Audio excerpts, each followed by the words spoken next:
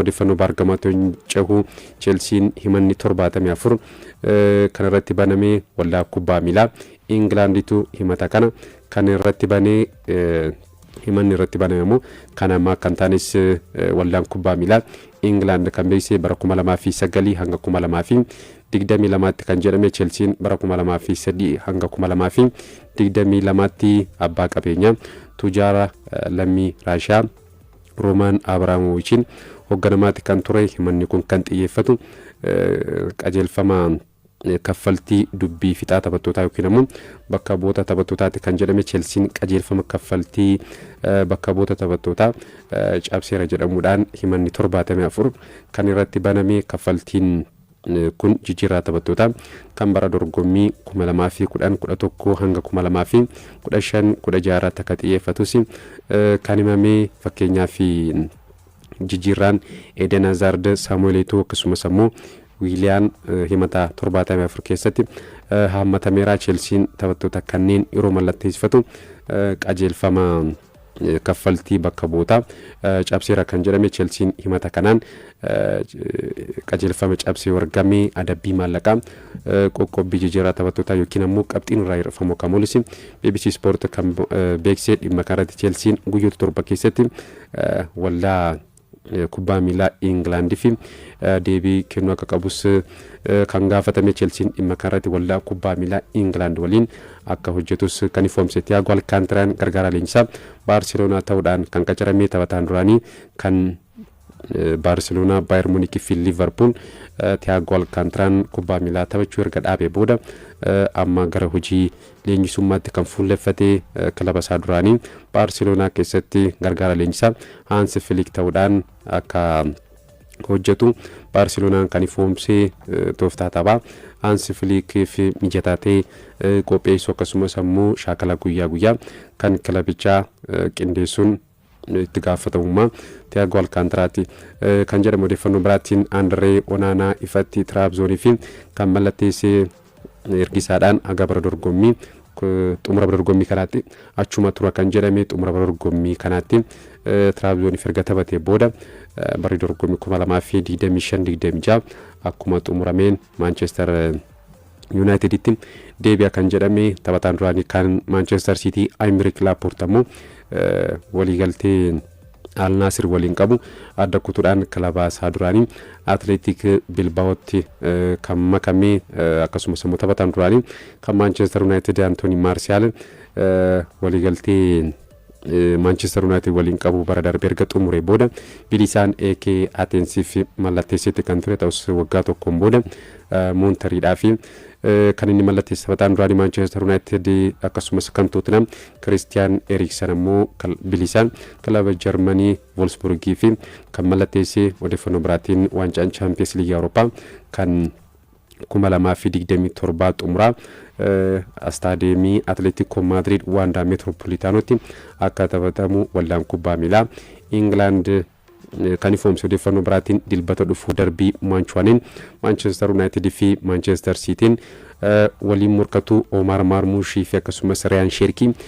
taphichaaf akkan geenya Sky Sport BBC Sport kan gabaasanii Phil Foden Joshua Gvardiol akkasumas Abdul Qadir Kusanov, Rico Lewis, Calvin Phillips fi Nico O'Reilly kaleessa hojjetan Manchester City kan ifoomse ta'us garuu taphattoonni kan akka Ryan Aitnuri, John Stones, Matteo Kovacic fi Savinon tapha darbii Manchuan kanaaf qaqqabuun isaanii shakkii akka ta'es kan gabaafame dhiheenya Manchester Cityidhaaf kan mallatteesse Gianluigi Donnarumma garicha waliin shaakala hojjeteera taphichaafis qophii akka ta'edha kan himamaatti jiru gama Manchester United ammoo Mason Mount fi Matthias Cunha torbeewwaniif dirreedha akka fagaatan gabaasni BBC Sport baasee ni agarsiisa asumaan sagantaa Premier League England simbiraan godhaa fi torbee afraffaan boruu raayigaluudhaan kan taphatamu boruu waaree booda sa'aatii 8 fi daqiiqaa 30 irratti Emirates Arsenal Nottingham Forest waliin kan morkatanii sa'aatii wal fakkaataa tokkotti ammoo Bournemouth Brighton Crystal Palace Sunderland Everton Aston Villa Fulham Leeds United Newcastle United Wolves waliin taphatu boru galgala sa'aatii tokkoo fi walakkaatti ammoo West Ham United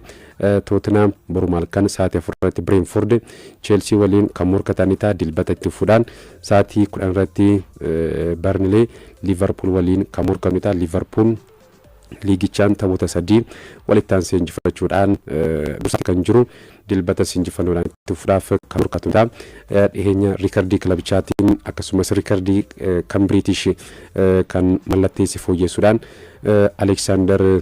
Isak Shakala garicha waliin taphattoota Liverpool waliin hojjeteera tapha kanaan jalqabarraa eegalamoo teessoo jijjiirrataa kan jedhu kan eegamu tapha cimaa torbee afuraffaatiin ammoo darbii Manchuaniin sa'aatii 12:30 irratti Etihaditti Manchester Cityin Manchester United waliin kan morkatan ta'a kilaboonni lachuu jalqabbiin isaanii baay'isaa miti Manchester Cityin tapha jalqabaa Wolves erga injifatee booda taphoota lama darbe walitti aansee kan inni mo'atame Brightoniin mo'atamuun isaa ni beekama. Manchester Cityin isa durammoo Tottenhamiin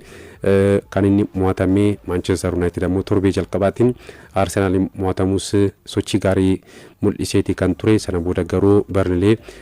injifatus garuu ga'umsi taphattoonni kilabichaa mul'isan itti fufiinsa akka hin qabne ga'umsa gadaanaa mul'isaa akka turanis leenjisaan kilabichaa Ruben Amorim kan isaan dubbatanii torbee kana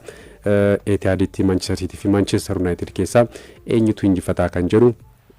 kan eegamu ni ta'a. Saakan ammas tapha boruutiif akka hin geenye leenjisaan kilabichaa Mikel Arteetaan kan beeksise akkasumas Arsenal kibxata dhufu Atletic Bilbao waliin Champions League Awurooppaatiin ni taphataa tapha kanaafis akka hin geenye mirkaneera Ibrahima Konaateen wal qabatee kilabichi hagam dirreedhaa fagaatee yookaan ammoo torbee kana ni taphataa kan jedhu uniformsine waaree booda garuu leenjisaan kilabichaa Arne Slot tapha dilbata ilaalchisuudhaan yaada yeroo kennan waa'ee miidhama taphataa kanaa yaada ni kennuuf kan eegamu tarii taphataa kanaan wal qabatee garuu Real Madrid bara xumura bara dorgommii 2025-26 booda jijjiirraa gana dhufuutiin taphataa kana bilisaan mallatteessifachuudhaaf qophaa akka jiru taphatichis Ibrahima Konaateenis Madrid fi mallatteessuudhaaf fedhii akka qabu Markaan kan gabaasee La Liga Spain har'a kan eegaluun ta'a torbee afuraffaan jechuudha har'a halkan sa'aatii afurraa eegaluudhaan Siviaan Eliche waliin kan morkatan ta'a Borsiitti fuudhaan Hetaafeen Real Oviedo waliin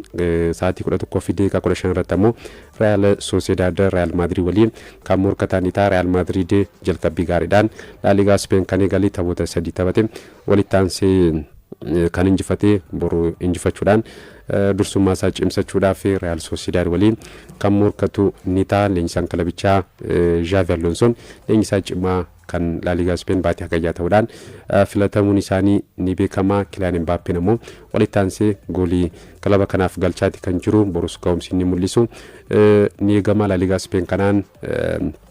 Real Madrid fi Athletic Bilbao qofatu taphoota 3 taphatan walitti aansanii kan injifatanii Athletic Bilbaonis boru galgala sa'aatii 1 fi walakkaatti Deportivo Alaves waliin kan morkatu ni ta'a halkan sa'aatii 4 Atletico Madrid Villarreal waliin kan morkatu ni ta'a Atletico Madrid taphoota 3 irraa qabxii 2 qofa kan argate tapha jalqabaa mo'atamuudhaan taphoota 2 darban ammoo walitti aansee qixa kan ba'e bara dorgommii gadaanaa leenjisaan kilabichaa Diego Simeone bara dorgommii gadaanaa agarsiisaatti kan jiran kilabichiin waggoota 14 darban leenjisaan kun kilaba kana yeroo leenjisan kilabichi jalqabbii ba'ee isaanii galeetti kan ture kan bara dorgommii kanaa garuu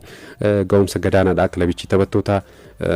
ciccimoo maallaqa olaanaa baasuudhaan mallatteessifatus garuu jalqabbiin isaa gadaanaadhaa gamanumaan Real Madridiin qabxii 7 kan inni caalamu